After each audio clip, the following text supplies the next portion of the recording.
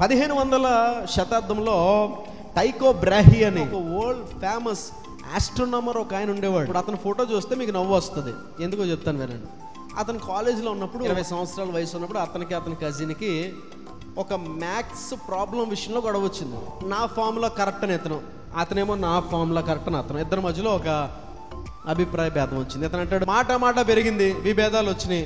ఈ టైకో బ్రాహీ అన్నాడంట, రే ఇలా తేలేదు కాదు, ఇది మనం కత్తి యుద్ధం చేద్దాం అన్నాడు. మ్యాథ్స్ ప్రాబ్లంకి కత్తి సాంకి ఏమైనా సంబంధం ఉందా?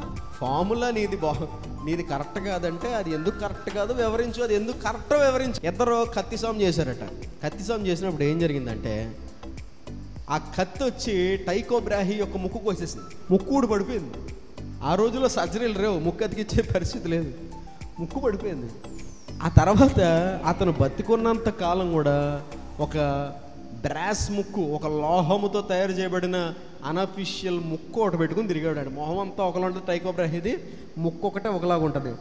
ఒక ఇనప ముక్కు పెట్టుకున్నాడు, ఇనప ముక్కు లాంటిది. చూసిన వాళ్ళందరూ ఎక్కిరిచారు, ఏట్రా నీ ముక్కు ఎలా ఉందంటే, అప్పుడు పోయిందిలే. ఎందుకు పోయిందిరా అంటే, ఏం లేదు మ్యాథ్స్లో ఫార్ములాలో తేడా వచ్చి నాకు కోపం వచ్చింది, కత్తి యుద్ధం జీవితాంతం చూసిన ప్రతి ఒక్కడో నవ్వేవాడట టైకో బ్రాహీని.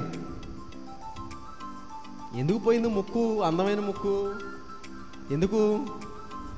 ముక్కోపము వలన ముక్కు ఊడిపోయింది. చాలామంది అంటూ ఉంటారు, నాకు ముక్కు మీద కోపం, ముక్కు ఊడిపోద్ది జాగ్రత్త. నీకు ముక్కు మీద కోపం అయితే పక్కనోడికి ఏమవుతుంది, నీ ముక్కే ఊడిపోద్ది. కారణం లేకుండా